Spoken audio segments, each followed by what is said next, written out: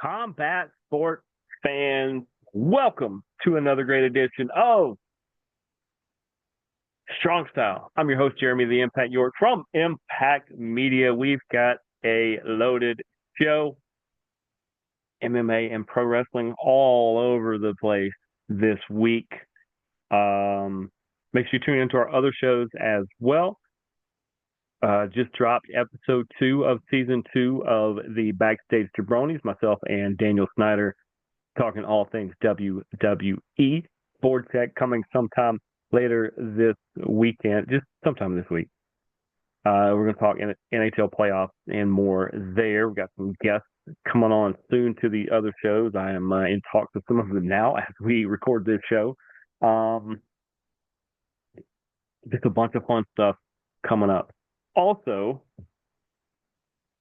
tonight we are going to talk, like I said, pro wrestling and MMA. That's what we do here on Strong Style. Had to bust out there it is, the Brock Lesnar Death Clutch throwback shirt. I got a couple of these. It's fun to do. And people who don't know, the cool camo. I mean, you really can't see it now. Just killer hat there. They got so many fun things. Nothing like a fight night with either of the organizations we're going to talk about. As always, if you want to follow the show, go to YouTube, Impact_Media_. You can also find me on any of the social media as the Impact99. We'll find us anywhere. So let's get into it. Hadn't done one of these shows in a while. Just know there's been a lot going on. Things are good. We are working on a new and improved website that hopefully you guys enjoy. We are gearing up for the UFC to be in town in Atlanta next month. We are working on being there for that. And Deep South Wrestling Show coming up, I think, the 25th of this month. We are going to have some people on from that show very soon, like we did last time around. We had Hunter James on. He had a great match with James Storm. The interview with James Storm. Let's address that. Some people have asked me about that. First off, straight shoot interview. I did not prep James any time before that interview. He did not prep me. We did not really talk much about what we were going to go over. We lined up our time to chat. Had the great Akil Coleman Bridges as my cameraman that day. Did a fantastic job. It kind of came out. The opportunity just kind of came out of nowhere that he was going to have some time. I had some time. We made that work post wrestling show after his victory. Also, let me just address it straight up. I did use his tagline without him knowing I was going to do that in addressing his opponent. I got to say it again now. That was wrong of me to take his line there. So apologies, James. We're good, but you guys notice at the end of that, he plays it off well. He plays it off well. Goes, you're gonna take my line, okay? And he plays it off, and then towards the end of the interview, you see it. Caught me with the old, wasn't a sucker punch because that'd be nefarious. No, he caught me a little bit of a shot on that one, and I'm all right. I'll be all right. Took a little sting out of it there, or took a little shot. Nothing, a little ice and a little bit of whiskey didn't fix. Was good. Like I said, no harm, no foul, no bad feelings or nothing like that. Totally understood why he did it. Have no issues with it whatsoever. I took his line, so thought I had that coming. Just wanted to address that. So Cowboy, if you happen to be watching this part, much appreciate the time. Hopefully we can get together and chat a little longer next time, maybe on this show. And other than that, look forward to seeing him at the next the next show at the EMAC. But just wanted to address that. That wasn't a planned thing. We didn't agree that he was going to do that. and I didn't think it was unwarranted. So, you know, uh, I took a tagline, even though I used it really well, I have to say, and he got me with a receipt. So it's what it is. Because I give Akil credit, my cameraman, who you'll see on some shows here soon, hopefully on this channel. He does some wonderful work other places. But he was kind of doing like the Pat McAfee boys there. He was not sure whether to put the camera down and defend his host and buddy or to keep filming. But good. No problem. Actually, people that want to know, Deep South Management was right there. No issues. None. So let's talk about it. Let's talk about some stuff here. Let's start with MMA. Let's start with MMA because the PFL has been just blowing it wide open, and UFC 315 is this weekend. Let's get into that because if they have ever loaded up a card in the last calendar year, this might be the most loaded one. Where even the opening prelim contest could be pay-per-view quality. It really could. This one's going to be in the Bell Center up in Montreal, Canada. Not sure why I said it that way. But in Montreal, Canada. Don't worry. In case the Canadians had advanced to the next round, they were not going to have a game on this Saturday. They was going to work out that they had already worked that out. The NHL was aware of that. And then the Canadians did everybody a favor and lost 4-1 in to the Capitals in the opening round of the Stanley Cup playoffs. So let's talk about it. UFC 315. Belal, remember the name Muhammad, and his 24-3 record are going to defend the welterweight title against Jack Della Maddalena and his 17-2 record. If there was ever a rhino and a charging bull that were gonna meet head to head and just on a collision course, I think it's been these two. Jack Della Maddalena has been pretty much leaving people in his wake as he storms to the top of the welterweight division. And then you got Belal, who everybody's like, he'll finally get a shot. He'll finally get a shot. It wasn't easy he finally got a shot. When he did, he's not letting go of that title. He is known to have better cardio than everybody in the building, probably combined. If you're Jack, I think you have to try to get this one early. You can't let it go 5 rounds or Belal is just going to point you to death if he doesn't end you before then. If you're Jack, you have to push the pace early, I think. Really work on your own pace and action and really just keep Belal moving a lot. And that would be what I would try to do because Belal's proven that the longer this fight goes, the less chance you have of beating him. So you have to beat him early if you're going to do that. On the flip side, Belal is going to do that. He is not going to wait Jack out. He's going to push the pace, and he's going to try to tire him out as well because Belal knows nobody is going to outshine him in the cardio department. I have to give a slight edge to Belal. Not only is he the reigning, defending, undisputed welterweight champion at the moment and has champion's advantage, I want to see what happens when Jack gets into the 4th and 5th rounds because unless you're in championship matches, you don't go 4 and 5 rounds very often, and even some of those don't go that long. So if this goes if past the 3rd round, which I'm not sure what DraftKings is saying about that. DraftKings, if you want to sponsor this show, I will talk way more about your betting, I promise. But for what it's worth, ESPN saying minus 185 on Belal, plus 155 on Jack Della Maddalena. We'll make some money on either one there. I think Belal, remember the name Muhammad, is going to win this one. I think he's going to win it in the 4th or 5th round. If it goes the distance, by far he will. I think he's going to try to get this one done in the third or the fourth. I think Bilal is going to find a way to win. Maybe submission in the fourth round. That's what I'm going with. That's my actual pick for that. We go to the co-main event where we're going to see one of my favorite fighters, Valentina Bullet Shevchenko, at a plus 105. Is going to defend the women's flyweight title against the 12-1 Manon Ferro.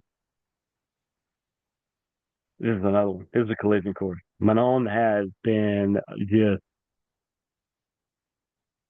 just scorching through the women's flyweight division, and now here she sits against Bullet Shevchenko, who it's like she was born to hold that title.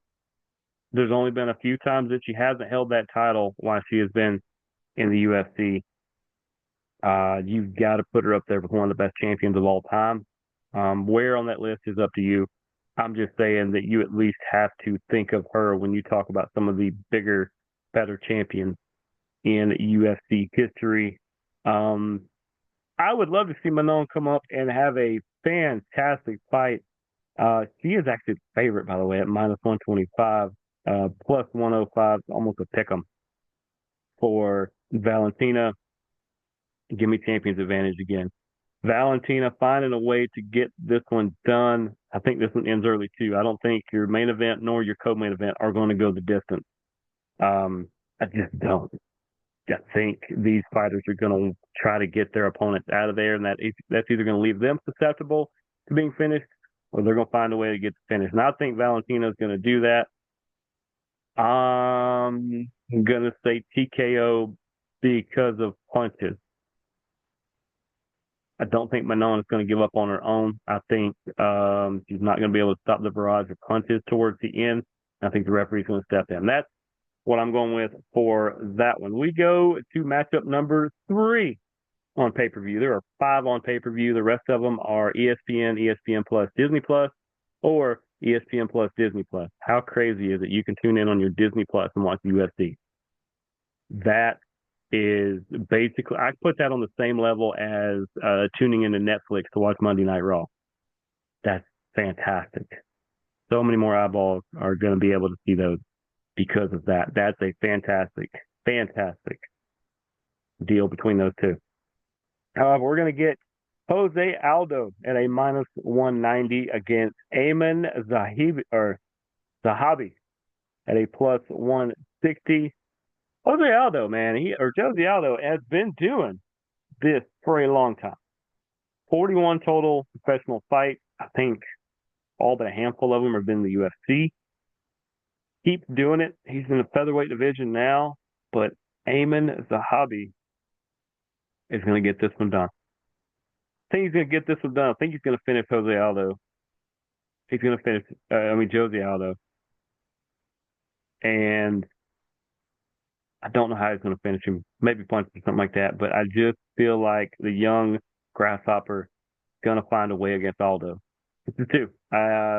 At plus 160, not like you're going to win a ton of money on that. But maybe it's worth parlaying a few of them. Parlay Zahabi, Shevchenko, and Bilal. Or maybe you like Manon and JDM. Parlay some ones that way. The ones I felt strongest about. If you don't feel strong about them, don't bet them. That's a good strategy. Don't just take a flyer. Don't try to make up for losing what you thought was a sure thing by quick betting. Doesn't usually go well. But give me Ayman. Ayman's a hobby on that one. Matchup number 4, also one I'm looking forward to. I like this entire main card. It's just wild. Alexa Grasso at a plus 205 is taking on Natalia Silva at a minus 250. She's the big favorite in the women's flyweight division there. You got to think the winner of this may be the next in line for a title shot. Maybe. I don't know where these ladies are actually, ranked, but Alexa Grasso has been tearing things up for the last couple of years. And Natalia Silva, he's sitting right there by the similar record. So I got Grosso just because I'm a little more familiar with her, and I think she's going to be able to get this done, probably unanimous decision. That that's what I would go with is unanimous decision, Alexa Grosso, but it could be split decision. This could be good. I feel like if it goes to the ground, Silva being Brazilian and everything is probably not the world's best place to be if you're Grosso. If you're not throwing punches, you're probably trying to dodge a submission. So maybe Grosso keeps it up on the feet. Maybe not. We'll see what happens with that. I can't wait to see it. But I'll take Alexa Grosso. And the last one on the pay-per-view card is Benoit Saint Denis against Kyle uh, Propolek. Benoit is a minus 1,600 to Kyle's plus 800. If you think Benoit can get caught, plus 800 is a fantastic time to throw some money down. However, Benoit is a heavy favorite on purpose. Remember, they are in Canada. That's probably part of how Kyle got booked for this matchup. Is almost every matchup, not the top. Eamon Zahabi is Canadian. Kyle is Canadian, and then basically at least one fighter out of every other fight on the card is from Canada. So I love how they're stacking up cards like this. I want to see what they're going to do here in Atlanta. I've seen part of the card already, but yeah, take Benoit now. And at minus 1,600, unless you start parlaying a bunch of maybe the entire main card, you're not going to get a great number on him. So maybe skip betting on him if you can, or try to find, hey, he wins by decision, or he wins in the second round with a submission, or that's you're gonna have to take something like that. Other notable people on the card: Mike Malott and Charles Ratch. You're gonna square off Jessica Andrade and Jasmine Jasudavicius. Ion Kudalaba on the card. Marc-Andre Baralt, Bruno Silva, Daniel Santos, Brad Katona versus Bekzat Alamakan is going to open this thing on ESPN Plus and Disney Plus.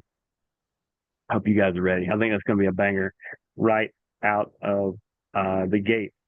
Now, I told you guys that the PFL has been tearing it up. Their next event's going to be June 12th, by the way. That's the semifinals for the welterweight and the featherweight. But let's go back into some round one action. We go all the way back to the first round where the welterweights and featherweights were featured back in April. Jason Jackson with the big win over Andrei Kochekov.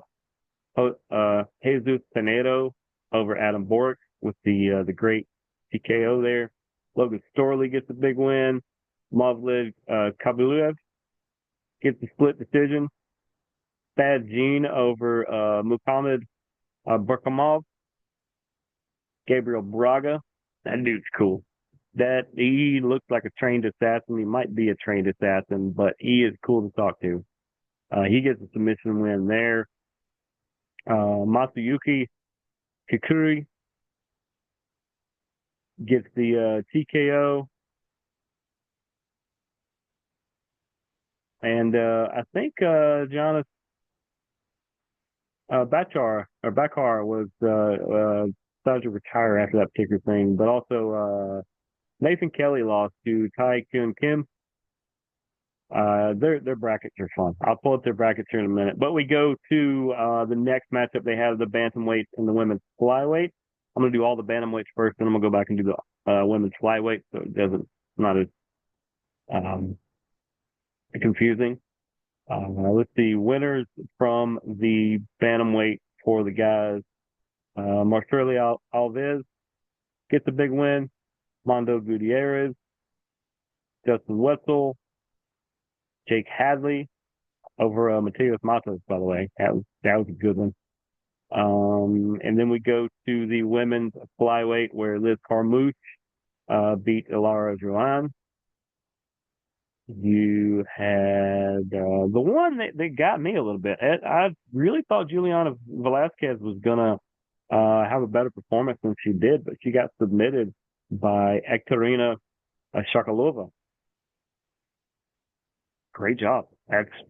It's what you do. You're in there to fight. You're in there to win. Jenna Bishop, I totally called that she would beat Kana Watanabe.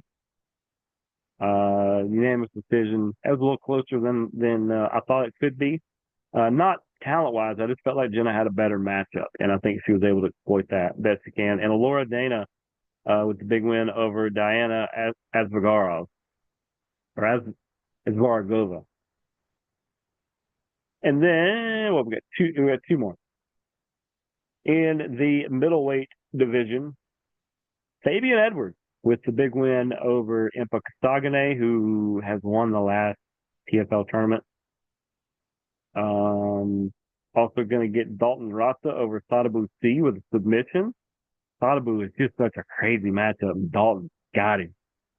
Just reeled him in and got him. Also, the middleweight division, Josh Silveira. Big fan of Josh. Super, super good guy. He beat Mike Shibman by unanimous decision. Josh is very good at that. And also, Aaron Jeffrey beat Murad Ramazanov. And that was all your middleweights. We move to the lightweight. Ghazi Rabadanov gets the TKO victory. J.J. Wilson over Mads Burnell. Mads Burnell is a madman, and J.J. Wilson stopped him. TKO victory there. Alfie Davis with the TKO of Clay Collard. Cassius Clay Collard, another great guy. That just all the work we did with the PFL, those 2 seasons that they housed events here in Atlanta, top to bottom. All the fighters, all the people, everybody are just fantastic. I hope they come back sometime soon because they're just so much fun to be a part of. And lastly, also Brent Primus with the win over Vinicius Sensi to round out the light heavyweights. That leaves the heavyweights and the light heavyweights. Let's go light heavyweight first. Phil Davis over Rob Wilkinson. Rob is such a buzzsaw that Phil Davis found a way to do it. But hey, Phil Davis did good a couple years ago. He stepped in as like the number 6 seed. He was like a injury replacement into the semifinals and found himself in the finals. Guy could fight. He beat Rob Wilkinson, who is not easy at all. Also in the light heavyweight division, Simeon Powell gets the win over Carl Brexton. You have Sullivan Cauley, who beat Alex Polizzi. And what did they? Okay. That was all those. Then we get into the heavyweight. Valentin Moldovsky with the win over Sergey Bilotny. Alexander Romanov beat Tim Johnson. That was a fun one. That was submission. That was a great submission, by the way. Oleg Popov beat Carl Williams. It was not a good day for USA. In fact, a lot of the Russian fighters in the Dagestanis, they had a good tournament. The US, not so much. But we did okay. Rodrigo Nascimento beat Abraham Babli. I believe that's all of them there. So, can we find we're going to pull up the brackets real quick and I'm going to update them. There we go. Let's start in the women's flyweight division. Sokolova over Velasquez. I actually predicted that. Jenna Bishop over Watanabe. I predicted that. So Sokolova and Jenna Bishop are going to meet in the semifinals.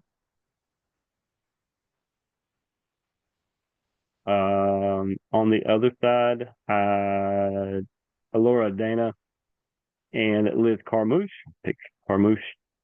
are going to face off as well. And the winner of those 4 ladies the winners will meet in the finals.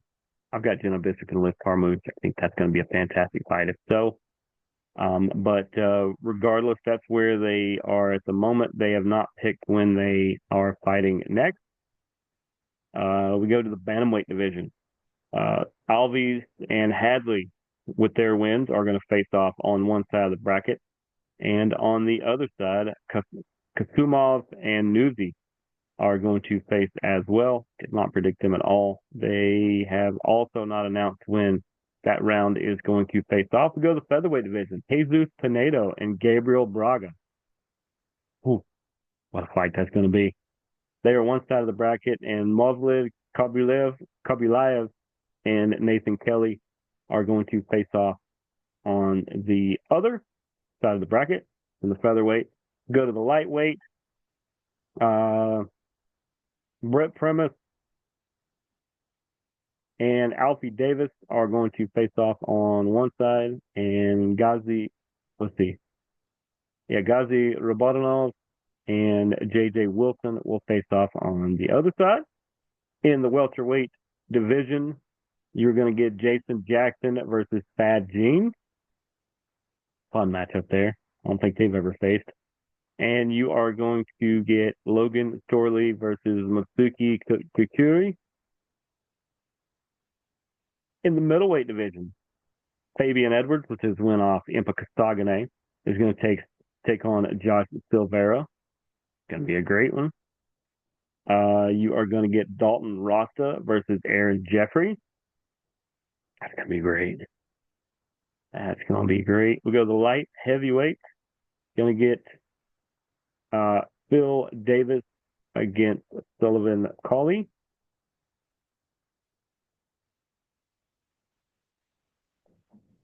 Didn't really mark that yet. And you're going to get, let's see, they have not faced off yet. Oh, no, they did face. Yeah, because Carl Brexton got the win, and I believe Carl Moore did as well. So you're going to get Carl versus Carl. I really thought Antonio Carlos Jr. was going to end up the victory there, but I was wrong.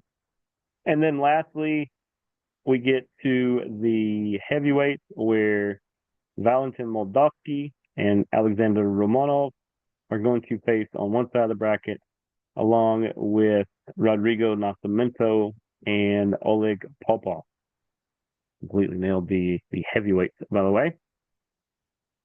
So that's all the fighting for now. Hopefully we have some updates soon on our involvement in the UFC in Atlanta here in about a month's time or so. I need to follow up on that. So let's get into some TNA Rebellion. TNA Rebellion, this was out in Los Angeles, California.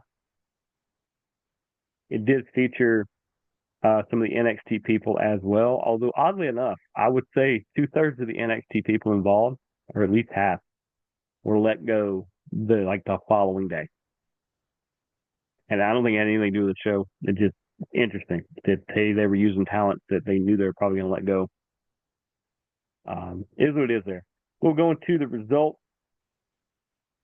Fatal Influence, which is Fallon Henley, JC Jane, and Jasmine Nix, defeated Rosemary Zaya Brookside and Lei Ying Lee.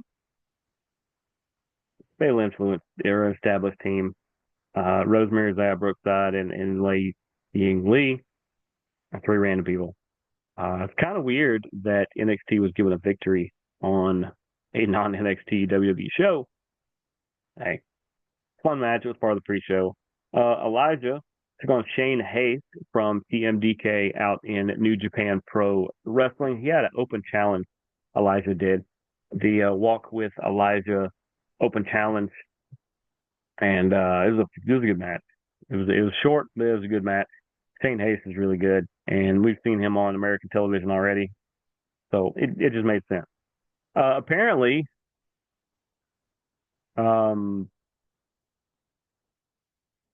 Fandango or Johnny Curtis or JMC or JC, whatever he goes by, had travel issues and couldn't make it.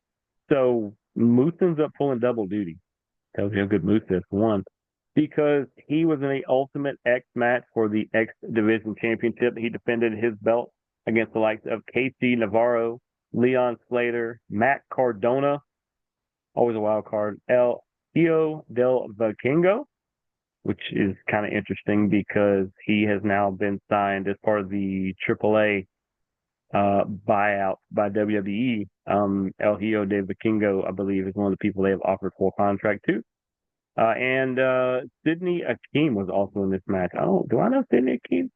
Oh, Sydney Akeem is he used to be Reginald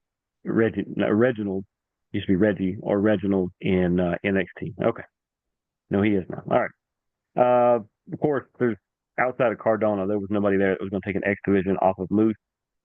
If I were them, Ace Austin would be the one to take it off of Moose, but I don't know if they listen. But great job by Moose. He's going to pull double duty. You're going to hear about him again. But instead, we move to a four-way tag team match for the TNA Knockout World Tag Team Championship. This is what I'm talking about. Ash by Elegance and Heather by Elegance, so we'll just call them the Elegance Duo, defended their belt against the Metaphor, Takara Jackson and Last Legend, Spitfire, Danny Luna and Jody Threat, and Gigi Dolan and Tatum Paxley. I can confirm that not only did Ash by Elegance and Heather by Elegance retain, Takara Jackson got let go, and so did Gigi Dolan. I don't know that Tatum did. I think they kept Tatum, but Gigi Dolan did. And I know of some local promoters that have considered bringing in a couple talent in a few days when they can, by June, they should be able to wrestle other places. So, and it's not necessarily the promoters you think I'm talking about. You might see some of these people very soon in a shorter ring near you. Congratulations to the Elegant team for that. One, they're the more established team. Spitfire's the only other one that is, but that's fine. One of the two of them will have it for the majority of this year. Ace Austin and the Rascals with Sean Waltman, aka X-Pac, defeated the System of Brian Myers, Eddie Edwards, and Moose in a triple threat match. Alicia Edwards was also out there as well, but that's what Sean Waltman was there with, to equalize the Alicia advantage. Good, solid match. Once again, it's a little shorter than I thought, but they had a lot to get to in this. And this was a really good matchup. The Rascals are fantastic. Ace Austin is off the charts. I really want to see them do some big things with him. I wouldn't mind Trey and Zach being tag champs again. But the System is always good as ever. As ever. Eddie Edwards, Brian Myers, and Moose. They hold it down as the power faction because they are some of the best. We move to the inaugural International Championship title match where Steve Macklin defeated Eric Young with Judas Akaris and Travis Williams to become the inaugural TNA International Championship. Then he got attacked afterwards. I think they bloodied him up pretty decent, got a pretty good knock in his head. Enough to where Steve Macklin this week on, or before, he said, hey, Eric Young, this Thursday in the TNA ring, me, you, dog collar match. And if you haven't seen that dog collar match, I implore you to watch that dog collar match. It was a real classic between two guys who really understand how to make a dog collar work. But congrats, Steve Macklin, on being your international championship reign and being the inaugural. Mike Santana defeated Mustafa Ali in a Falls Count Anywhere match. I think we all kind of saw this happening. I don't know how much longer Ali sticks around because he could be a prominent player. And I knew Mike Santana was going to beat him because they're really pushing Mike Santana up to the top.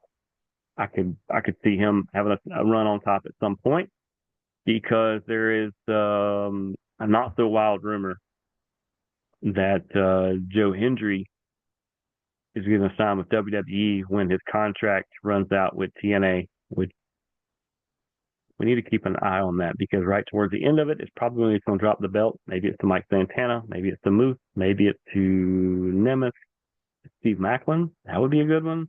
There's some options out there, but Mike Santana, big win there.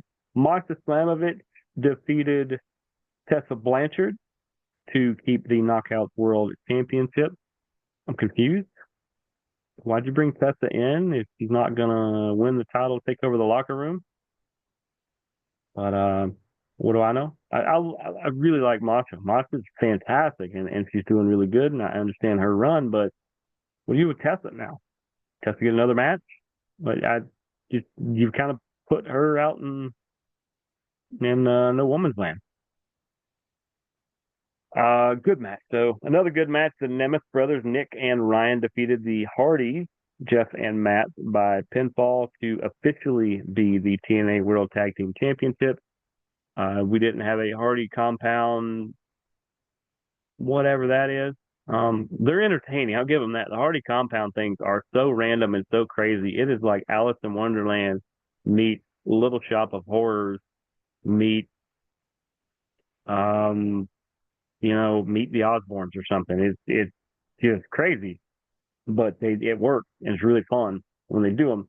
But now the Nemeth brothers are tag team champions. Good for Nick, great for Ryan. Ryan needed a boost.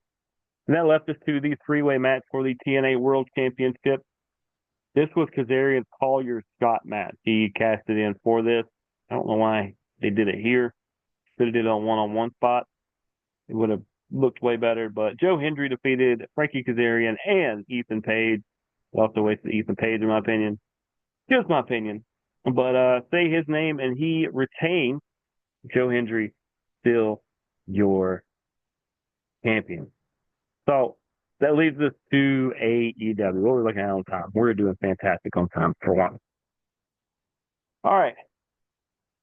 So fun things that they're doing in AEW that I want to talk about a little bit. Of course, we saw Speedball Mike Bailey and Kevin Knight have been around a lot more lately. We're going to see a lot more of them. I would like to see matchups like Omega versus Ricochet. But Ricochet, the Young Bucks, and Okada got to team up there. Where's Jack Perry? I know he was in Japan. Where's Jack Perry? Because he should be the number 4 of that faction. They need to bring him back. He needs to keep being the wild card that he was. In a way, he's almost the Brian Pillman of that group. He's a little bit of a loner and a little bit of a wackadoo in a good way. And I think if you bring him back and let him kind of be the loose cannon, then because I don't know how much longer Okada has, you're going to have to replace him with somebody in that group. I don't really know. They're going to have to play with that one. They keep dancing around Samoa Joe versus Moxley. That is coming up next weekend. Hopefully we have Clay back on next week. And regardless, we will have some sort of show previewing the upcoming pay-per-view for AEW next week. Got some other guests coming as well. But let's get back into some more AEW. But Joe versus Moxley is going to be fun. I think Joe should be the one to take it off of Moxley, not just because I want it off of Moxley the same way I wanted it off Cody Rhodes. It's just believable because it's going to take somebody special to beat Moxley. And if it's not Joe, then I guess Darby Allin. Darby Allin or Hangman. I don't see anybody else that could actually do it. And it makes sense. But they'll keep dancing around on that. Renee Young has just been killing it lately. First, her and Monet in the background or in the back was a fantastic segment. He follows that up having Christian, Mrs. Wayne,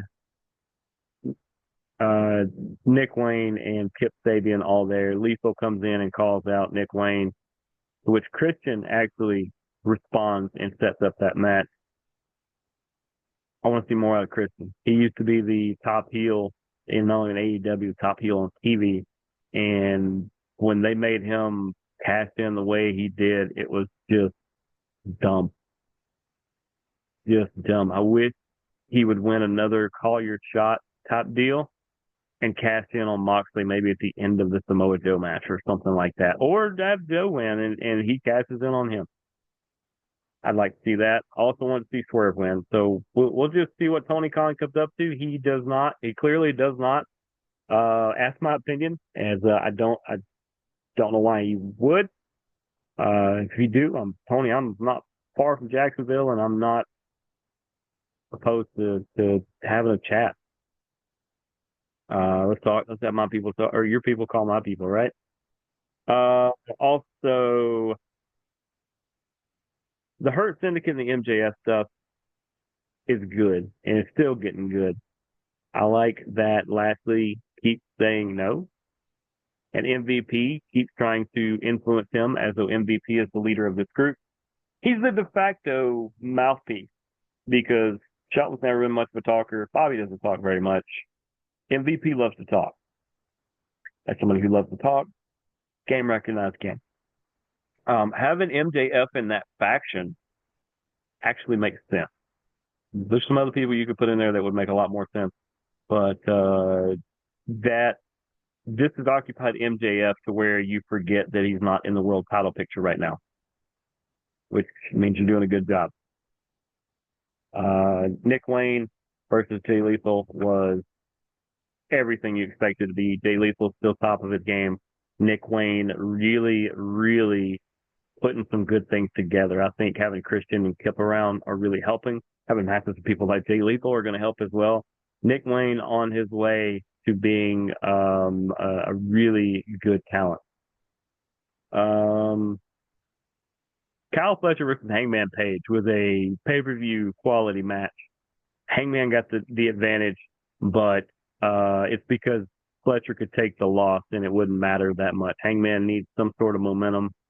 The problem is the more they build up Hangman, the less I think Samoa Joe is going to beat Moxley. Hangman is like the guy who's just always sitting around, and every time his turn comes up, somebody else jumps in front of him. Maybe at some point Moxley just says, "Are you ever going to step up?" And Hangman steps up. In fact, I'm going to call that now. It's not going to be Samoa Joe. Hangman's going to be the next guy to step up and take on Moxley. That's what I see. We'll go to Collision. Adam Cole did commentary the entire time. That was fantastic commentary, baby. Tony Storm versus Lady Frost, everything and more that we thought it would be. Lady Frost is a fantastic talent. And Tony Storm best in the game right now. So those two matched up and we really got some fun stuff. Roosh and Sammy Guevara and AR Fox and Kevin Knight all had a four-way dance. Guevara ended up with the victory, but I think Roosh had some good spots. Kevin had some good spots. AR Fox stole that match. Not in the win column. AR Fox put on a show, put on a clinic, which is good because I mean he runs WWA for here in Atlanta. Took it over a couple years ago and does some fantastic stuff. I've met a lot of the talents he's done. AR Fox is elite, and not because he's in all elite wrestling. He is off the chart.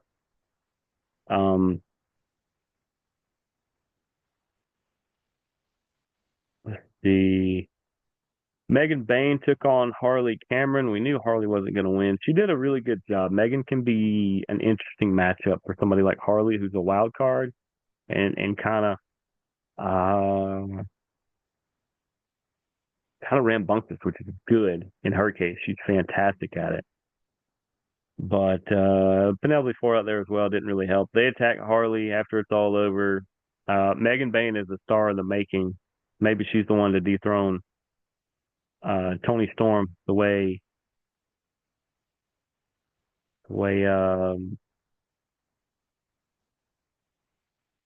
just forgot her name. My May. The way May did. What else was there? Brody King versus Josh Alexander. I like Josh Alexander away from TNA, and I like Josh Alexander with the Callis family. In this case, him and Brody King. Brody is just he is a bull in a china shop, but the most controlled bull in a china shop you've ever seen.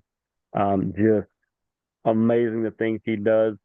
Obviously, him and Buddy Murphy are a great tag team. They do some fantastic stuff. I like that they're splitting them a little bit. They're still together, but they're letting them do a lot of solo stuff, and you're really getting to see these guys shine because they are so, so good.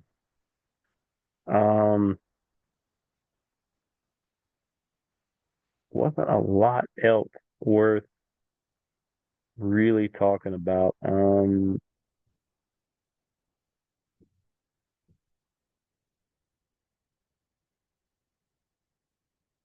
The now FTR versus Paragon, which is Kyle O'Reilly and um, Roderick Strong. Really, really good match. If you want to see classic tag team wrestling, that's definitely that. And FTR kind of going, they got Stokely Hathaway out there, and they're kind of going rogue and kind of trying to be nefarious. Having Daniel Garcia come out there, I think was a good one there, and it seems like he's going to buck the trend. Although it would be great, in my opinion, if he flipped and joined their cause, made them a pretty dynamic trio. Be an interesting faction to have, and of course, those three could go against Adam Cole, Kyle O'Reilly, and Roderick Strong a ton. 3-on-3 be really, really good if they start getting into the trio stuff again.